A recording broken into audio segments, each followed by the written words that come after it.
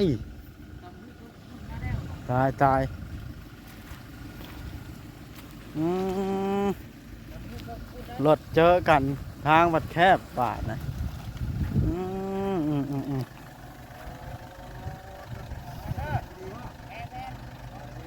สบายดีฮะ มาถึงเลยยังหากันมาฮ้อนเลย เฮ้ยน่ะคือออกนะจักแล้วมันฮ้อนเหรอวะมันบ่มีเตียงนั่งไหนอย่าโอ้ขวัดบ่ฮอดวังนึงนี่นะ ค่ะพี่ล่ะลาผมมาเปิดคานนี่เนี่ยบ่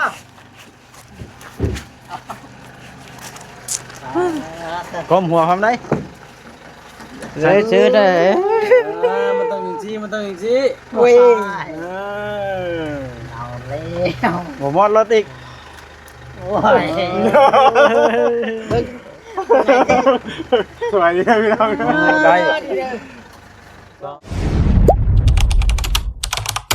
อย่าลืมกดติดตามเพื่อเป็นกำลังใจให้ผมด้วยนะครับทุกคนขอบคุณมากๆครับเจอเรื่องไม่คาดคิดพี่น้องเลยระหว่างทางบ้านบ่าวคำล่าไปตายตายอืมรถเจอกันทางวัดแคบป่าดนะอืมอืมอืมอืม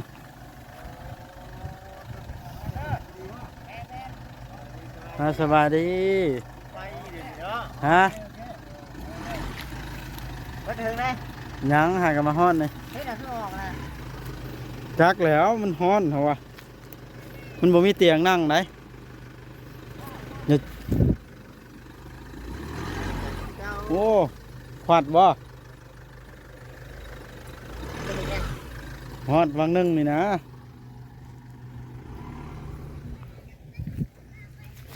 เด้โอ้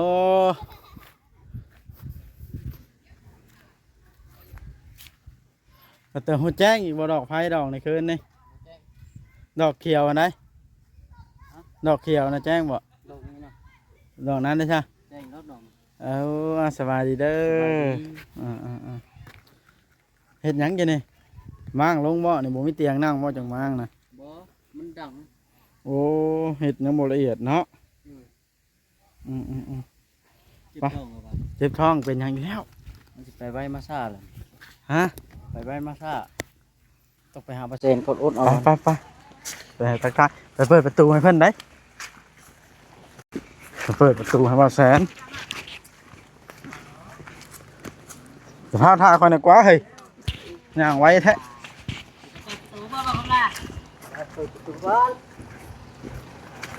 กินบ่ฮู้ก็พูดเลยนะ เฮ็ดก้มหัวเชิญพร้อมได้ฮะเอ้ย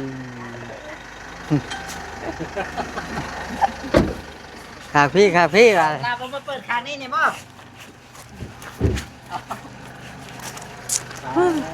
ก้มหัวพร้อมได้ เลยซื้อได้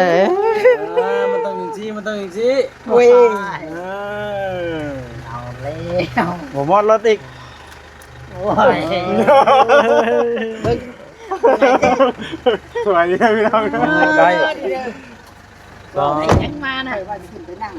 เฮ้ยถ่ายกันรอดดิถ่ายกันรอดดิ เฮ้ยเจ้าน่ะบ่ได้เจ้าน่ะญาติได้เจ้าน่ะ แล้วข่อยบ่ได้ท่วงว่าเป็นหยัง ดีใจแล้วว่าบัดนี้ ไปนั่งเตียงก่อนเชิญ โอ้ข้างนอกบ่ได้เนาะคนนางว่านี่4ได้วันนี่ขอโทษได้ข่อยว่านี่ มันหยังอ่ะนะ ค่อยรับแปลกเรียบร้อย เอาไปเลยวะใครได้จ้ะ มันหยังก็ชิงนะ เตียงแล้วสิแค่ลงมาแล้วว่างานนั่นน่ะ ยังเลย หยังไหน บอกอะไร ดีใจบ่บาดนี่มาแซนมาแล้วได้มึงหุงมาแล้ว ก็แซนที่นั้นก็ลูก ยังบ่ได้แปลงอยู่ยังบ่ได้แปลง โอ้ไรมันลุกเลย อันนี้ได้เหรอเบิด3-4 เซนเหรอบ่บ่เมื่อคืนนี้เหรออีกรถบ่เซนนี่แล้วเหรอ ก็ดังแก๊กลงก็เข่าได้จังได๋มันคำถึง กินข้าวบ่ กินข้าวเลย ได้เยอะ อิ่มเลย ยัง ใครได้ คุณต้องมีคลิปให้มันเข้าคลิปมันข้างนี้เลย โอ้ยเนี่ยไหลมันเดี๋ยวยามันจะนึกออกเลย แล้วจะไม่เนาะเอาคือเอาข้าวอย่างนี้เนาะ ก็ได้อย่างนี้แค่ของเราเลย ครับผมคลิปมันเนาะสังกะบาทเลย นี่ไม่ได้อยู่เฮ็ดได้ต้นคุณบอก บ่ตำ สัมภาษณ์ว่าสุจิตมาสัมภาษณ์ได้ไหม ปาดบ่ ฉันคัดดอกหนานี่สิ หนาตีกูได้แล้วของนับเรียบร้อย ยังแล้วเราบอกคำลา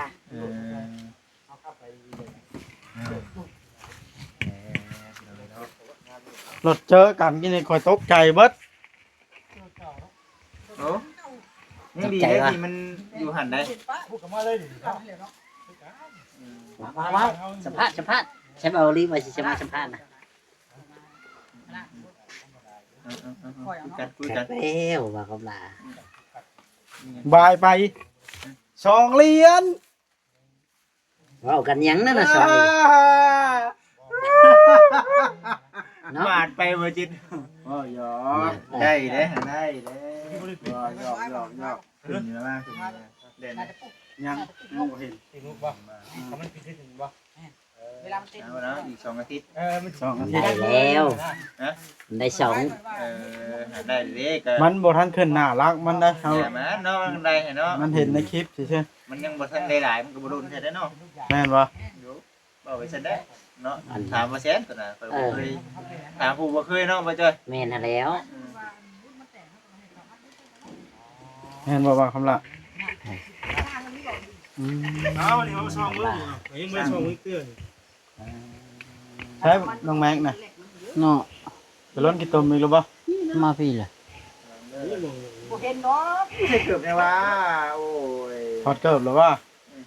แต่ว่าตีนเหนียวดี จะได้คือมาสวายใช่มั้ยนี่ มาโลด สวยนะดีดินี่ที่ว่าไว้อยู่ดินี่ ปกติสวายบ่ วัดตั้งเก่งนี่วัด ฮะ ตีไว้กว่านี้ ยกโค้ค่อยๆน่ะกวาดเจ้าก็ได้ แกเอาลูกนะแม่น่ะมึงเนี่ยเอาอย่างมาบ่ได้ นั่นน่ะค่าน้ำบ่ เดี๋ยวมาโลดนะ โอ้ยขอเจอยากไม่ใช่เจ้า บ่แซนเดือดบ่กินนี่ บ่เว้ยมีเหลือนแล้ว นั่นว่าเดือดใช่บ่ ที่เหลือนเลยนี่ เนาะสอนกู นั่ อี น ก ว่าเดือดใช่บ่คำละเนาะ เฮ็ดสอนกูอีกนั่นแหละบ่เสร็จเพราะว่าเอาเห็นบ่เลย ฮะ เจ้าก็โปดเกิบย่างนะไม่เจ้าอ่ะ ไม่เกิดยางว่าเจ้าเนาะบ่ให้ดูกันว่าย่างว่าดูว่าเนาะ มาแต่ใช่บ่ มาแต่เฮือนแล้วบอกว่าแต่เฮือนเลย มาเช่าลีเนาะ ฮะ มาเช่าลีนึงเนาะ น่าจะเด็กขนาดเนาะ โอ้เมื่อคืนนี่นอนเลิกอยู่เมื่อคืนนี่นอนเลิกทุกเช้าเมื่อคืนนี่ เลยเมื่อยบ่ นอนเลย นั่งสัมภาษณ์ กินนี่คอยเห็นกินนี่ ฮะ รถเจอกันกินนี่แทบไม่ไหวเนาะ นั่งบ่แซน นั่ง โอ้คุยกันเพื่อนเพื่อน โอ้เห็นว่าดังบ่อยากให้ท่าจักดีบ่เดี๋ยวนี้ มันโมเมนต์แนวนั้นมันโมเมนต์แบบนั้นจังมีเบียกมีงานบอกกับเพื่อนกับว้ามีอย่างเนาะเฮ้ย เอาบ่าวโอลิมาสัมภาษณ์นี่ มาสัมภาษณ์มาสัมภาษณ์ยัง สัมภาษณ์น้องๆคำหลายนะ ไปนั่งน้ำกับจะพาไปคำหลาคือเก่า สัมภาษณ์เจ้าพร้อม เฮ้ยจะพาไปได้กันเตียงหักกันเป็นนะพ่อ ฮักบ่ อย่าย้ายไปได้บ่คำลา ฮักแล้วบ่เดี๋ยวนี้ หักเลย ฮัก ไป แบบ นี่ ไหน กันแป๊บ น่ะ นึง มันฉีกเลย เล็กกระปูอัน มาเวียงมันมือเลยบ่ จังหวะเพิ่นออกไปท่าอยู่หั่นแล้วเพิ่นละสิ อย่า เมื่อเล ย้าย ย ไปเด้อว้าวถ่ายเด้อ ว่าถ่ายอีก เราเจ้าสิไป นี่ ไหน การ นะ ถ่ายกล้องไว้อีกหักอาลีเนาะ ไปใช่ก็ไปสองคนเดี๋ยวนี้เนาะ ไป แล้วล่ะ เอาไปสองคนที่ได้จ้ะไปบ่ ชวนเบาคำแน่ บ่คำแล้วดำหน้ายังบ่ได้ หมดแล้วโย โอ้บ่ชุดแล้วอยากมา เออ เนาะว่าจิตแล้วดำหน้าได้แล้วก็มาแล้ว เบาคำแล้วยังไผได้วะจำนั้นแล้วเนาะ เบิดได้ เมื่อกี้นำกันเนาะ กูแล้วกูรักอีตะกี้ก็คือบ่สลี แล้วล่ะ แล้วไปแต่วันนี้มีว่าบ่จิตได้บัดนี้ ว่าไปมาทางเดียวกันกับสิคนละคันบ่อะไร เรา กัน ไปขายรถลิ้นอย่างนั้นน่ะหลอกไว้ดีกว่า แล้วบัดช่วงมันคุณภาพ เนื้อว่าลา ใครกินนมลูกค่อยว่า ได้เป๊ปซี่ค่อยนะแม่ ทำน้อยนี่ ให้ดูทำละ กินน้ำกัน3คนเอาอีกกินนะบ่าวกินอะไรกินน้ำกัน3คนแหละกินรถผมเจ้ากิน2แล้วพ่อกินน้ำกัน3คนกินรถ ทำไรเนี่ยมื้อนี้ทำไร ยังไปเฮ็ดหยัง มื้อนี้ เรากำลังสิจุกอันแล้วบัดเอิ้นไปเลยฮอดเลย โอ้ยโทษแม่งพูนเป็นพูดเลย แล้วก็ค่อยจังว่าสิ บ่ให้ก็ได้ตัวเล่นน่ะ มีบ่แดด แต่มัน ฮ้อนบ่ได้ภาพไปแล้วเมื่อไงวะมันบดก่อน แม่นทะเล มาบอกสัมภาษณ์บ่แซนเลย แล้วสัมภาษณ์นะสัมภาษณ์นะ ไปได้อัน จะมีแนวมาเซอร์ไพรส์ไปป่ะ บ่คืนนี้ไปหาเบาน้อยปานาบ่ไปได้เจ้าเอาบัญชีเจ้าเองบ่จะมีบัญชีเองบ่เอาใช่ของเราคือกันบ่ กูบ่ได้กิน บ่อ้าย ของให้เจ้าแน่เอาทั้งสองทางเลยบัดนี้เนาะแบบว่าเอาทั้งสองทางแบบบ่ทิ่มคลิปอ่ะนะ เออสิไล่ กิ กิ น น กินกินกิน ก็ไง ได้หน่อยก็อย่ามันแต่ว่าให้กรอบบ่ได้ดิ คือเป็นจะได้หน่อยเพราะว่าให้เขาลบคลิปถิ่มเนี่ยนะแล้วก็ถ่ายคลิปอยู่แล้วเนาะ ใช่กว่าเฮานั่นเถื่อได้คันเฮาได้เดือนละ1,000 บาทก็ได้เดือนละ5-6 แสนเลยได้เลือดน้ำมันไปเติมไปได้จะแลน โอ้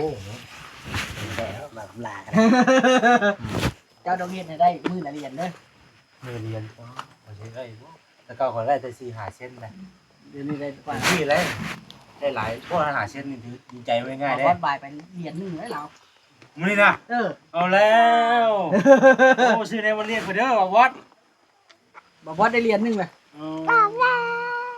ไว้ดิฉายเนาะลงในบ่คืนนี่ผู้ ไปเด้อบ่คืนนี่ ไปนะบ่ได้เลิกปานใดตอนไปนะ อืม วันนี้เฮาให้2คนเด้เพื่อว่าเพื่อร่วมกันเนาะมันจะบ่ง่ายเนาะมันสิว่ามวยสิว่าไปผู้ว่าได้โอ้ยมาโดดเนาะ คืนนี่ คืนนี่ข่อยกำลังนอนกอดเมียอยู่ โอ้ บ่บ่าวจิตมันโทรมาหยอกข่อยบ่บ่เมาแล้วมาเอาบ่บ่แน่ว่ะข่อยก็ตกใจโลดเอาเลยสิไปได้ไปชวนบ่าวจ้อยไปเอาแล้วบัดนี้ข่อยว่าบ่กินเนาะไปเวลาเนาะไปเวียกเนาะ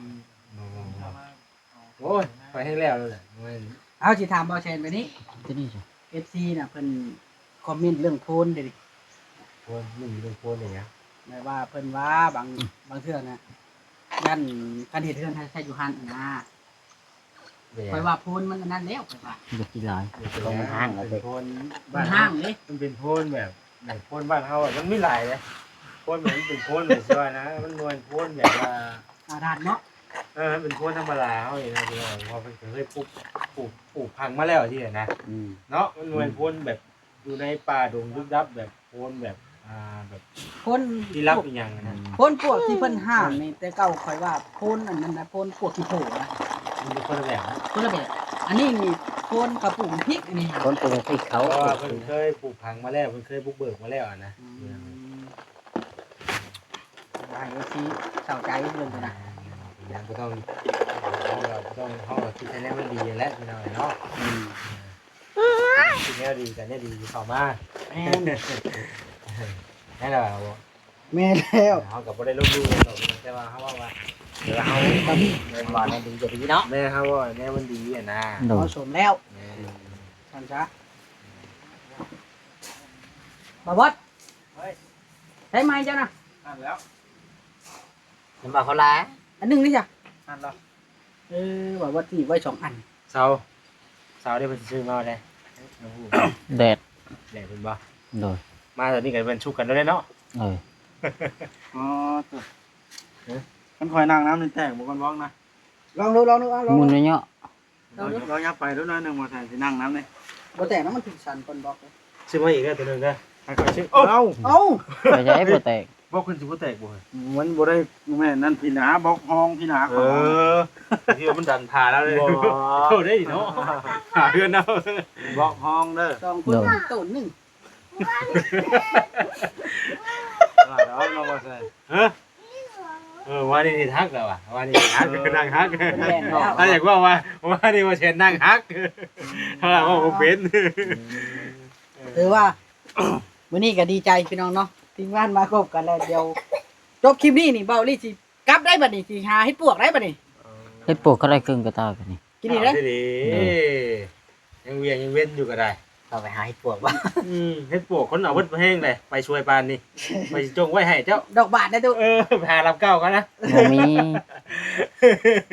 เนาะต้องตื่นเช้าลุกๆได้ไปปวก ไป อะ บ่เช้านี่บ่เช้าอ่ะ ได้จนเฮาชวนเมียอย่านะอย่าเก็บนะเอาว่ะ เพราะว่า หลาย อาบน้ำอยู่เมื่อคืนเนี่ยวันชุดตะคืนนี่พุ่นบ่นี่ บ่ได้อาบแล้วบ่อนเขาบ่อนเลยอันนี้เชิญแต่คืนนี่อย่างเงี้ยแล้วก็ มีเชย คนบ่ได้นอนในนะเมียบ่ได้ให้เข้าใน เอาเลย นอนเลิกไม่ให้มาเลิกไม่ให้จะบอกคืนนี่บ่ เอ้ยเมียแล่นห้องแก้ม เบอร์ มาเล่าเมียว่าเพจผ่าน โอ้ ตัวเป็นน้อย สิเบิ่งเลยครับเบิ่งเลย เมียหายก็เว้าเล เดี๋ยวย เบิ่งเลยว่ะ มันยังบ่ได้ขึ้นมาเรียนนะ บอกโอ้ว่าไอ้กี่ ฮะ ได้เหรียญหนึงแล้วเพิ่นน่ะ เดี๋ยวนึง เอา เพราะว่าบ่เรียนนั่นนี่ สัมภาษณ์ด้วย มันยังบ่ทันตัดให้เนาะจักนาทีแล้วบ่จอย ไปสู่ไปที่ไหนเนาะ 13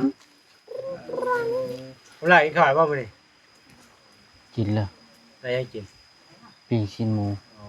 แซ่บบ่สิหมูก็สิว่า เสร็จแล้ว แซ่บบ่แซ่บบ่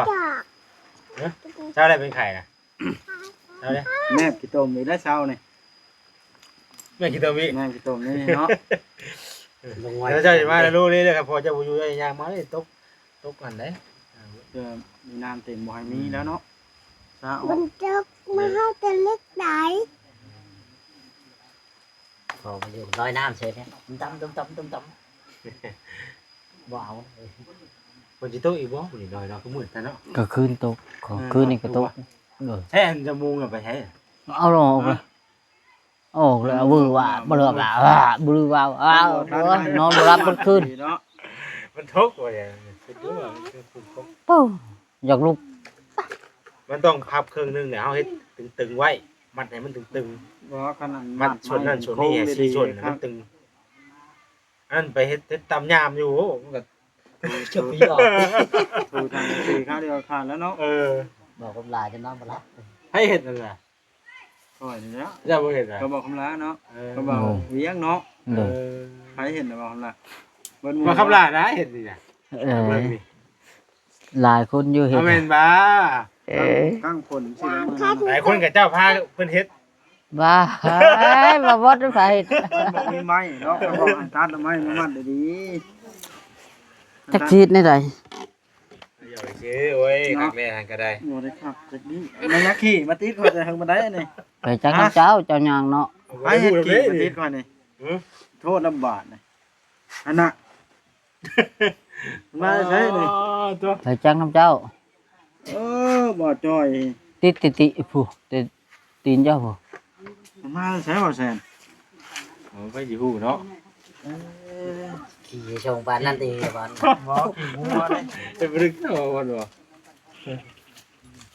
เงินเบิด เนาะได้แท้ เนาะขี่ติดเนาะสงสัยสิได้เงินบ่ขี่ติดเนาะ ไม่แล้ว ก็สิได้จบคลิปปลาแล้วได้ข่อยเมื่อยแฮงนี่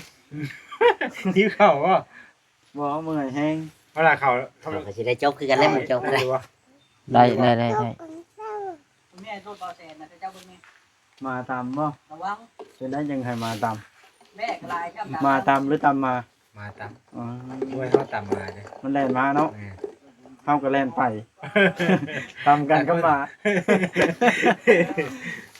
ที่บ่เสิร์ชเด้อ ข่อยจังมวยหาเงินไปสอบอยู่นี่ อืม อ้าวมีเงินไปสอบถ้าก็สอบแล้วข้างไว้อยู่น่ะ มันอันนั้นไล่มันรุดขอเบิ่งขอมาเบิ่งก่อนเด้อ เอาบีคอยได้กินนี่นึง เอาบัดนี้ เอาแล้วบัดนี้ สิกดตัวได้บัดนี้ ลองไล่ บ่ มัน กิน รุ ตา ด ม มันบีบเข้านี่มันก็สิกรึบ แม่นเดี๋ยว กรึบเข้าก็เรียบร้อย รับแล้วบัดนี้นะ ว่านี่คือผมมาว่านี่เป็นไงว่านี่ เรียกกันสิดมเงี้ยวได้ เรียกบ่ ยังแปลว่าเขาไปจ่ายเงินค่าไม้ค่าหยังเขาเด้เดี๋ยวเป็นที ไม่ได้เงินเครื่องเทียนนะ ทางเวียงแล้วหน้าก็มาว่าอีกอาทิตย์หนึงไปให้เพิ่นตั้งก่อนพรรษา อำนาจจะโดนนึกบ่แล้วเพิ่นกันเนาะบุกอยู่ดี 2 คนได้2 คนกับเมียได้ข่อยก็ไปช่วยเท่าเดโลก้านะมือข่อยจนไหวหมดแล้วนี่ แรงเป็นลูกไก่น่าหลายเด้